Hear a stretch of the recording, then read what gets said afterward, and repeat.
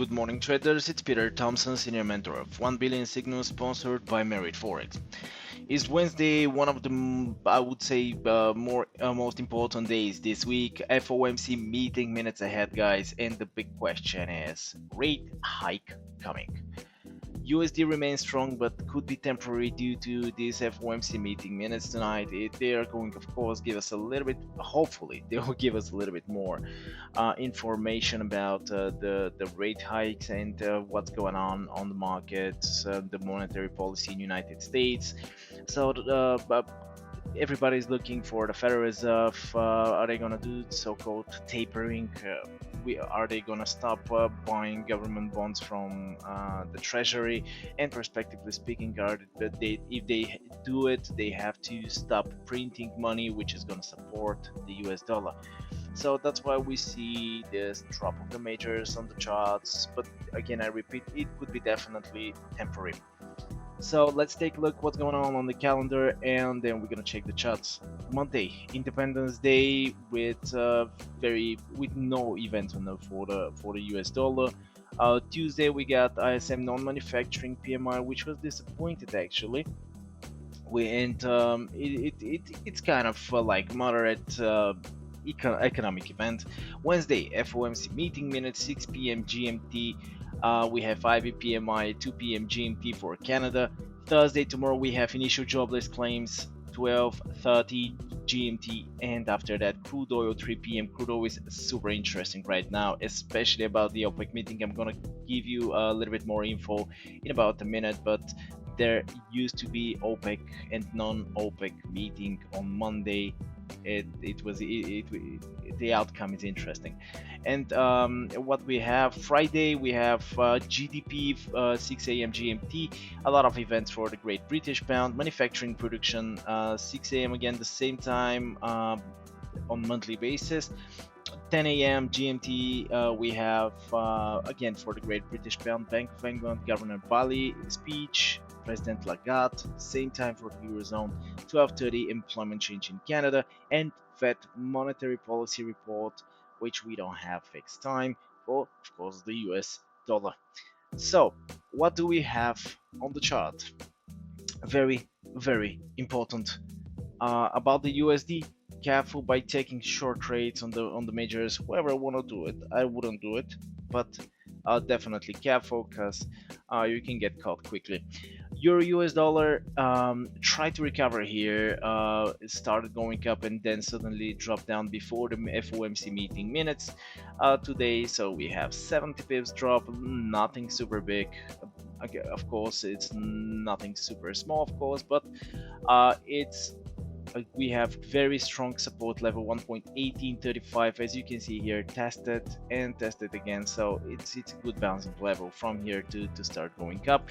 Still, the Federal Reserve haven't said anything certain about the whole interest rate hike story, and that's why I believe the US dollar will remain weak.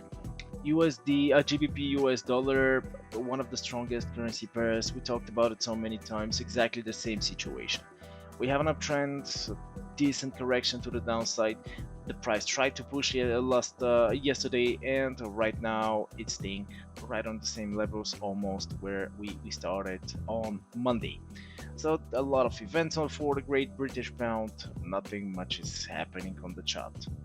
Australian US resistance, and this is, by the way, very important to mention. This is exactly what we talked about. Careful with the resistance on Monday. I'm talking about 0.7563, very strong resistance level. If you're gonna take this buy trade, be careful. And as you can see, it was quite respected. It's absolutely clear that the price bounced from this resistance level and pushed down. Even this is one of the biggest push compared to the rest of the major currency pairs. So right now it's trying to recover to the upside, but I wouldn't rely on the Australian dollar, even though the COVID cases there are pretty few and the economy is relatively stable.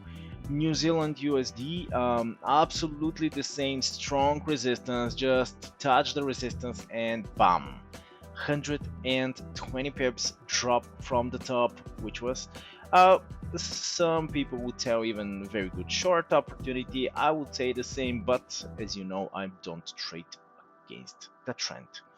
USD Canadian. I'm jumping directly to the crude because this is one of the major topics. Yesterday, so OPEC and non-OPEC partners used to have a meeting yesterday because over the weekend they didn't manage to have a deal over the crude oil supplies. So what happened? They simply abandoned these plans to reconvene on Monday, and they simply did nothing.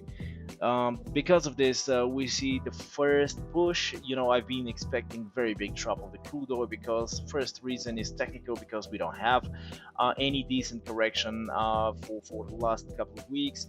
On top of that, crude oil is very high. The demand, the price is higher than pre-pandemic levels, and but at the same time the demand is not so high, and that's why it's simply, I think it's overpriced.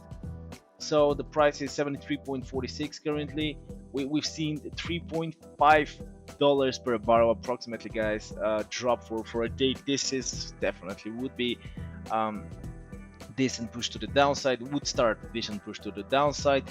So crude oil inventories is very important also on Thursday, even though I believe we're gonna see green one, exactly because of this no action on Monday.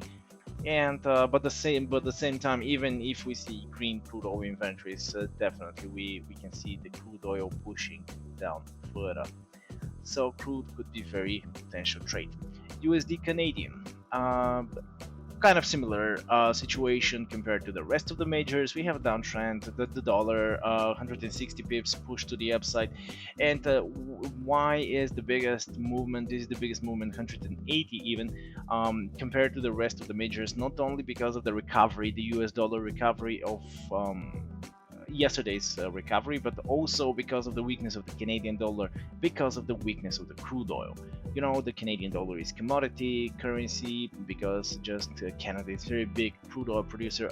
If I'm not wrong, I think on 10th place worldwide, one of the biggest producers in the world. So that's why we see USD Canadian is one of the most volatile, and the biggest movement.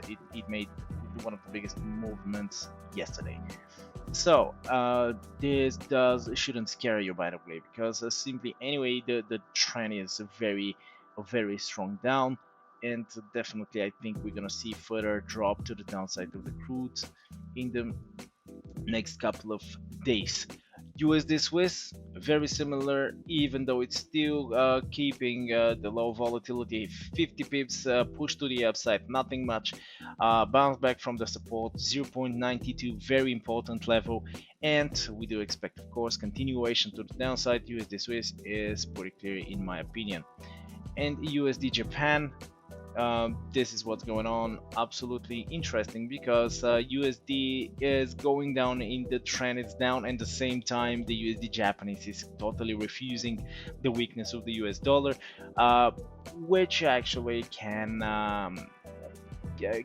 create very interesting situations on the USD Japanese, simply exactly because of this weakness of the US dollar. This is going up because of the weakness, because the Japanese yen is more weak than the US dollar, not because the US dollar is getting stronger.